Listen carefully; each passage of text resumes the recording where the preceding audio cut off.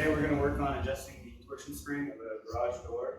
First we're going to start with releasing the emergency latch on the garage door opener.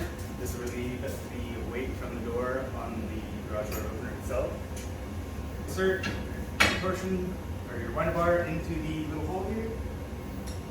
Make sure you got a good grip on it. We're going to go ahead and loosen the square bolts. There should be 2 of them. Gives it a nice grip on this torsion bar right here. Alright, now that I've loosened the screws, the winder bar will go down. That's how you know you've got tension on your winder bar. Leave it right there on the garage door strut. This way you don't damage the door.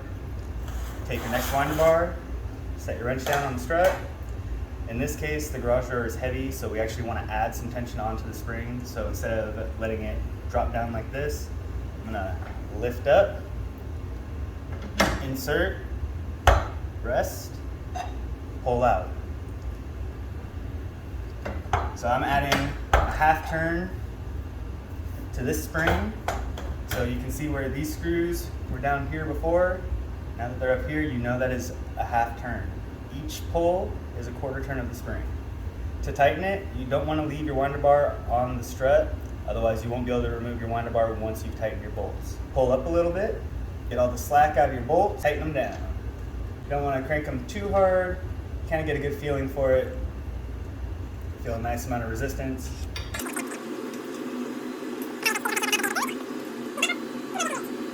I can tell that the bolts are tight enough when I can kind of let loose of the winder bar and the spring doesn't move. Alright, so now we're going to go ahead and lift the door. We're going to see if it's balanced. The purpose of this is to ensure that there's not too much weight on the garage door opener, or so the door doesn't slam down and break. Obviously we can tell it's not going to sit perfectly in the middle. The weight's a little bit off. You can feel it right here. The door's heavy. You shouldn't be able to feel any weight on the door if the springs are set right. So we're going to go ahead and adjust this other spring to equal that spring, see if that helps out with the problem. Alright, so now that we're going to adjust the spring, we're going to do the exact same thing we did from the other side on this side. Loosen the bolts. 1 bolt loose, 2 bolt loose.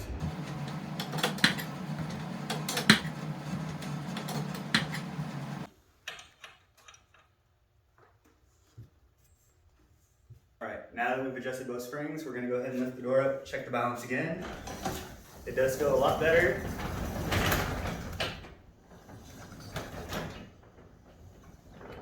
And it actually balances right to the center where it's supposed to.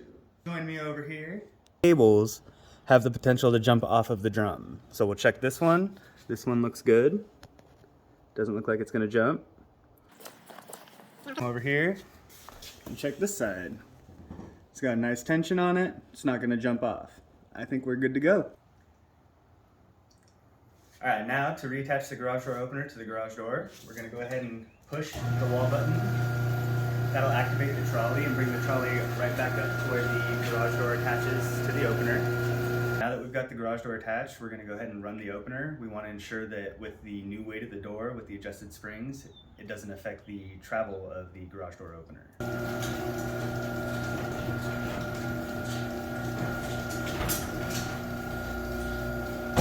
So I can tell by the chain over here, the chain is now resting on the beam here, which means that this door is closing down too tight. There's too much weight going down.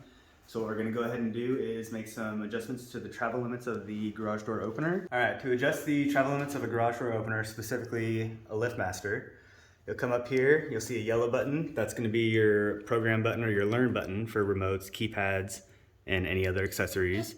For travel limits, this little black rectangle here, we'll go ahead and push it till it beeps. We'll see this top arrow blinking. That means that we're adjusting the up travel settings. As the garage door is closed, we'll go ahead and bring it to an open position. Holding the button until the door gets to the desired height.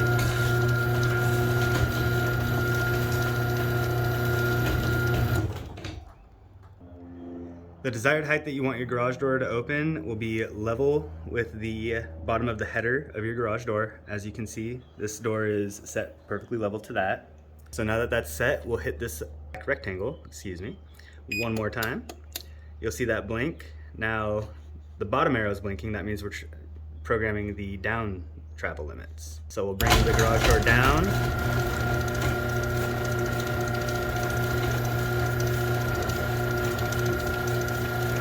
Key in fixing the issue that we were dealing with is with the down setting, when you set it, you cannot set it so the door is already on the ground completely when you're done. Because once you set your limits, it's gonna do a force setting and it's gonna close a little bit more, and that's what caused the beam to bend and the chain to drop. So you can see that there's still some light underneath the door. I do want it a little bit more sealed than that before programming it. So I'll tap it, and if you look at the beam, the chain looks really tight, the beam looks a little tweaked. So I'll go tap up. That's perfect. You don't want that bar bent at all. So I'll hit the black rectangle again. It's gonna blink. We're gonna hit the up, let it run its cycle.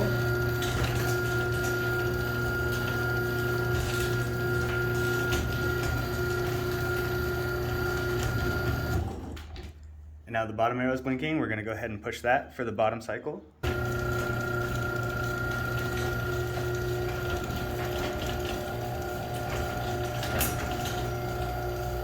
We're gonna go ahead and do next is tighten up the garage door opener chain. So in order to adjust the slack of a garage door opener chain, the first thing you need to do, take a pair of vice grips or pliers. You wanna get a nice grip on the chain itself.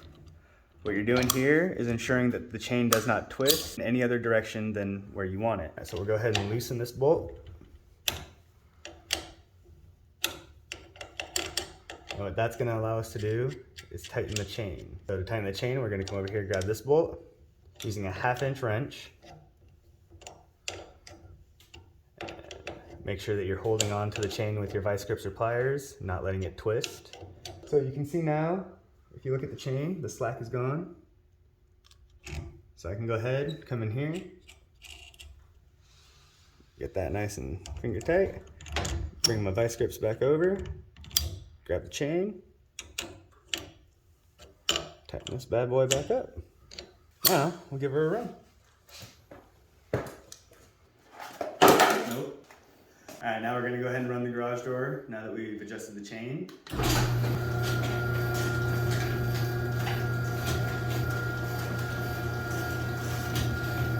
Close it. At this point, what we're gonna watch for is if that chain slacks back down, and we need to tighten that chain more.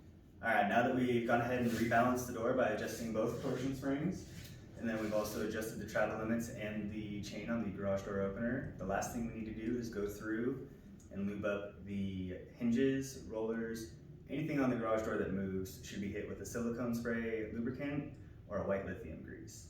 All right, so the way I attack lubricating first is I always hit all of my hinges and rollers first. So I'll bring the lubricant over, spray inside on the wheel, make sure it's good to go. Every hinge below it, hit the roller, come across. All these center ones, just do a quick line across them. The number of hinges that you're going to be spraying will vary by door size. The next thing we're going to spray is the end bearings. With these, you want to be very careful not to get the lubricant on the drums. Come in here with your spray, just do a quick. After spraying your end bearings, you come over here and you spray your springs. When you're spraying your springs, you want to make sure you don't spray the cones. Again, it's one of those issues of you don't want it to become slack, loose, and spin off the cone. Follow the spray across. Same thing on this side.